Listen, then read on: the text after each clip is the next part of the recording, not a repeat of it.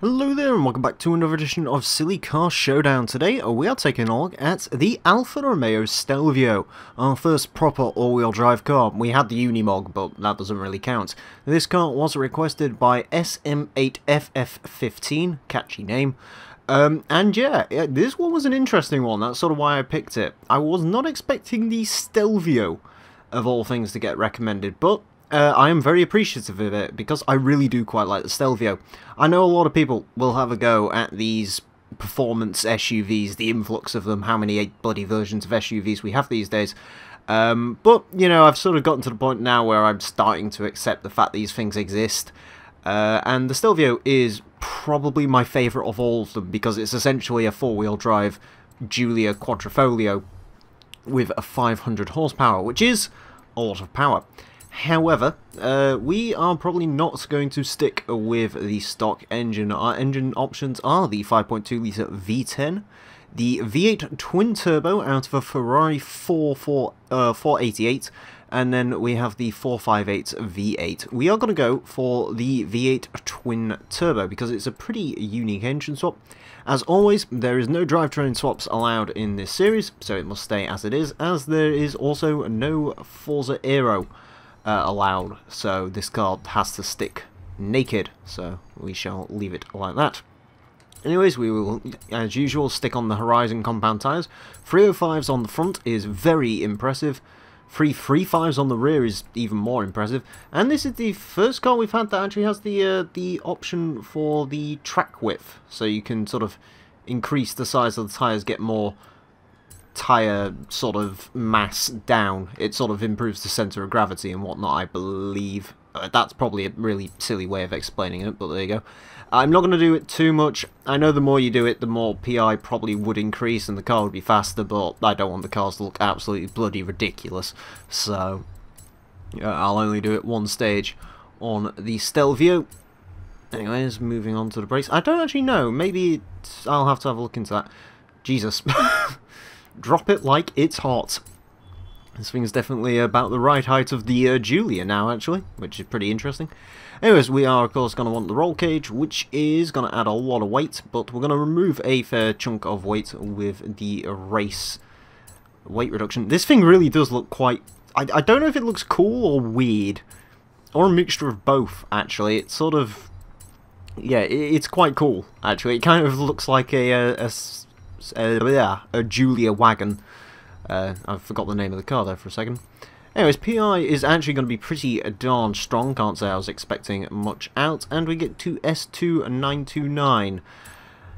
I'm just going to go back to this track width thing. Does having more track out... okay, so it does actually improve the handling to have more track out. So you know what? We will go for the full amount. It doesn't actually look too ridiculous now that the car is lower to the ground.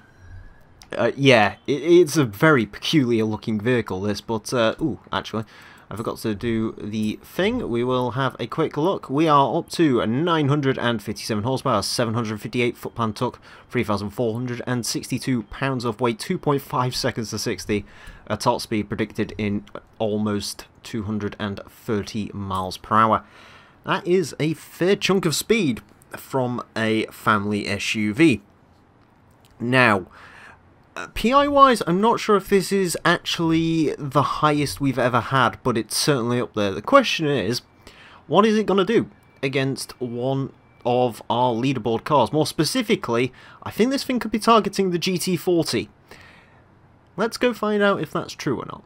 Well, here we are at the SCS course set in a very snowy Edinburgh.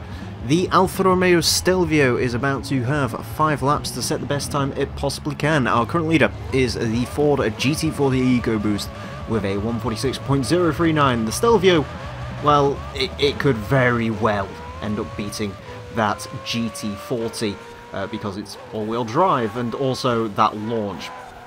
Now, of course, being all-wheel drive comes with advantages and disadvantages, and it really does depend how controllable this vehicle is. I will say, from what I remember, it was a good couple of weeks ago I recorded it. The GT40 wasn't actually the best of cars to drive. It had a bit of an issue getting power down. and so on and so forth, but it did have all the straight line speed. This probably isn't going to be quite as quick in a straight line, but it's four-wheel drive, which basically means you can floor it pretty much anywhere and it won't kill you, which is good. The lower speed sections may have some issues, but actually getting out of corners at lower speeds, it shouldn't do. Down here, Jesus. Going towards the Glasgow Smile, it's one of the quickest cars I think we've ever had. That was in excess of 150 miles an hour, which is pretty much where the GT40 was hitting. We've seen a couple of other cars get that level of speed down there as well. So, yeah, this car is certainly looking like it's going to be quick. One place four-wheel drive is definitely going to help it out is around this bit. You can even probably pull some handbrake action around a couple of these corners with the Stelvio. Jesus Christ. Maybe not do that, that's a little bit too excessive, but the car can handle it. Ooh, get myself out-braked for there. Brakes aren't quite as sharp as perhaps I was hoping, but then again, this car is a lot quicker than it would have been stock, so yeah, perhaps maybe I shouldn't be expecting them to be too good. I will say with a 153.042, oh god, the brakes really are not good at all. Oh dear. Yes, a 153.014 will still put it into 4th place, or sorry, 5th place. So it's not doing too bad. Of course, this lap is a bit of a write-off, just down to the fact the brakes aren't quite as good as I was hoping they'd be. That's really my only complaint with the Stelvio, though, because other than that, it's actually driving pretty nicely. We're getting those weird kinks through this section, not sure why or what they are, but we've had issues with those with everything, so it's not really a Stelvio only issue. I will say this car definitely feels like it'd be more suited to running rally suspension than this sort of super hard race suspension. It doesn't particularly suit the car all that well, but yeah, we're almost getting 160 miles an hour down there. And if the brakes were sharper, we could certainly be seeing in excess of 160. Yeah, the Stelvio's nice, man. This is probably the nicest driving of anything I've driven so far. Again, you know, brakes aren't quite as good as I was hoping they'd be, but other than that, I really cannot complain all that much about the way the Stelvio is. Of course, you can still overcook it a little bit, even though it is four-wheel drive. It's not going to quite have the agility of, say, a small car with all-wheel drive, but Stelvio is not that big a car. Weight-wise, we are on the heavier end of cars going around here. You know, usually most cars weigh under 2,000 pounds, so, or not under 2,000 pounds, around 2,000, you know, 2,000, 2,500 pounds.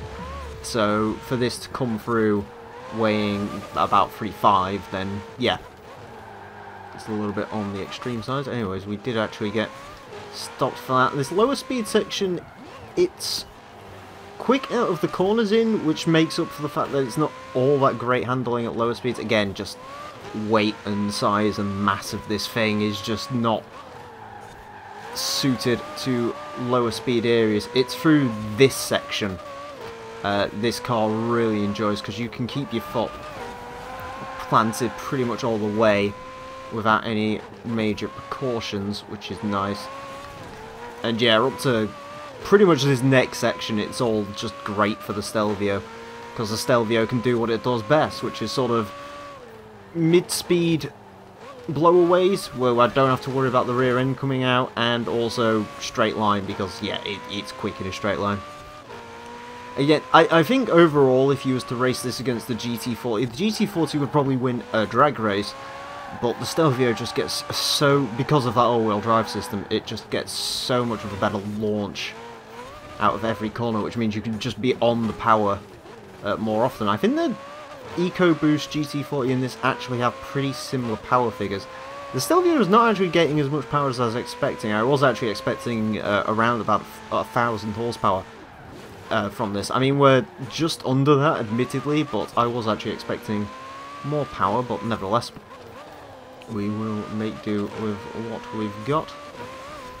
Anyways, as we come down to what... Oh my god. A 1:44.088 for the Stelvio. It's 2 seconds quicker than the GT40. Sorry, Lotus. It was fun while your top spot lasted. To be fair, knowing your other couple of recommendations, you could very well end back up there at some point. But yeah, as of right now, the Stelvio has taken down the almighty GT40. The question is, can it chuck its face into the dirt any more than that? I feel like there's still some speed to come out of this. But yeah, it's purely the confidence thing. I just have so much more confidence driving this Stelvio to driving anything else. It's why you can see me, you know, overcook it a little bit with this car. I am 160 miles an hour there. Holy crap. That was insane. I love this thing. It is great. It really is great. It looks fantastic. It drives pretty darn nicely. You know, I mean, if you're gonna seriously build a Stelvio, I'd probably tell you to tranquilo a little bit on going quite this mad with it. You know, maybe make it top of S1 class, but it is nice, man. It is really nice. It's also, I believe, our first Italian car. So, the Italians have came and conquered already the British-American load. Then again, we've had a lot of American and a lot of British, but not a lot of much else. We've had a Japanese car, and we've had the Peel, but I mean that's British, but whatever. Anyways, final lap for the Stelvio. Can we beat that GT40 anymore? I will say that was probably on to be a better lap than the previous one. So I'll try and get my head down and focus a little bit more on this lap. Much better through that first section there. It's just a case of snagging the gears and trying to cut lines as close as possible, because it's very easy to... The Stelvio, it won't chuck you out, but it is very easy to overcook through these corners, so you do have to be somewhat mindful of doing that. As we accelerate down the Glasgow Smile once again, we get almost 160 miles an hour. I'm going to try and stop early. Yeah, maybe should have stayed in third. But that is cleaner through there. I don't think hitting that bench on the way out helps, but it was definitely cleaner. Move over here. Go on, Stelvio. If anything, I'm actually slightly limiting the car just because I'm scared of like missing checkpoints and stuff. But yeah, the car really is phenomenal. I like this thing a lot. I knew as soon as I encountered something four-wheel drive on this series, it would be nice. But I was not quite expecting it to be this glorious. Of course, we hit that checkpoint. We did hit the checkpoint, which means we are going to go to a 1:43.204. Yeah. I really like this thing. I really, really like this thing. It's a very quick car. It's a very pretty car. And yep, it can still hold a family and a dog. Although the roll cage might make the dog a little bit claustrophobic at this point. Anyways, with that 1:43.204, it is easily gonna go into first place, and knocking off our previous champion, the Ford GT40 EcoBoost, by just under 3 seconds. It is 5 seconds up on a Porsche Cayman. Yeah. It's incredible. It really is a fantastic bit of kit, this Stelvio. I really, really, highly recommend trying the Stelvio. I like this thing sort of normally, but in this, guys, yeah, it really is an absolute fire-breathing monster. Anyways, thank you all very much for watching this edition of a Silly Car Showdown. As always, if you would like to request cars for Silly Car Showdown, you can do so in a couple of ways. One, you can comment on the video below, on either my channel or on HG Central. You can also use my Discord server, which I would prefer it if you did use that. There is a link to that in my channel description on this video. Just request cars in the request page. As usual, 2 cars per person, and there is now a list, which is also in the description of both my video and HG Central's video, and that will tell you how to request cars, what the rules are for requests, so on and so forth. Other than that, if you've enjoyed this video, you want to check me out, my name's Emile. I am in the link in the description if you are watching this on HG Central, and also if you come over to my place, these videos get uploaded a day earlier. So with that all being said and done, thank you all very much for watching.